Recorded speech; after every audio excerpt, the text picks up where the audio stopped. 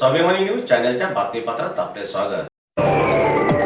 दिल्लीत विद्यार्थ्यांवर लाठीचार्ज करणाऱ्या पोलिसांचा भारतीय संविधान सेनेने केला धुळ्यात निषेध। दिल्ली येथे आंदोलन करणाऱ्या विद्यार्थ्यांवर झालेल्या कथित लाठीचार्जच्या निषेधार्थ भारतीय संविधान सेनेच्या वतीने तीव्र निषेध आंदोलन करण्यात आले। यावेळी संबंधित पोलिसांवर कारवाई करण्याची तसेच विद्यार्थ्यांवरील कारवाईची निष्पक्ष चौकशी करण्याची मागणी करण्यात आली।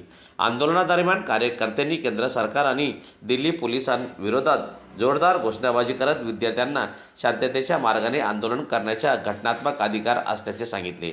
आंदोलनकर्त्यांनी लोकशाही मूल्याचे संरक्षण करण्याची मागणी करत अशा प्रकारच्या घटनांची पुनरावृत्ती होऊ नये असे मत यावेळी व्यक्त करण्यात आले।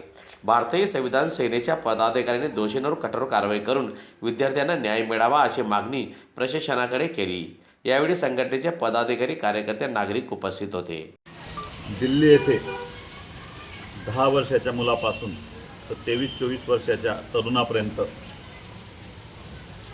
ज्या पद्धतीने अमानुष पद्धतीने मारहाण, लाठीमार झाला, महिलांवर झाला, मुलींवर झाला, तरुणांवर झाला, ते अत्यंत निंदनीय आहे। त्याचा आम्ही निषेध व्यक्त करतो भारतीय संविधान सेनेच्या मार्फत। आणि उपवर्गीकरणाच्या संदर्भातला जो आमचा लढा चालू आहे त्याच्या संदर्भात, तसेच चिमठाणे येथील संस्थेतील आदिवासी समाजातील जे लहान मुलं आहेत त्यांचं समायोजन योग्य नामांकित शाळेत व्हावे, या अशा 3 विषयांसाठी आम्ही भारतीय संविधान सेनेच्या वतीने एक आक्रमक भूमिका घेत आहोत।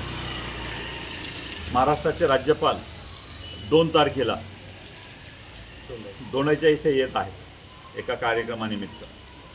भारतीय संविधान सेनेच्या वतीने त्यांच्या गाडींचा ताफा थांबवून काळे झेंडे दाखवून या गोष्टीचा आम्ही निषेध व्यक्त करणार आहोत।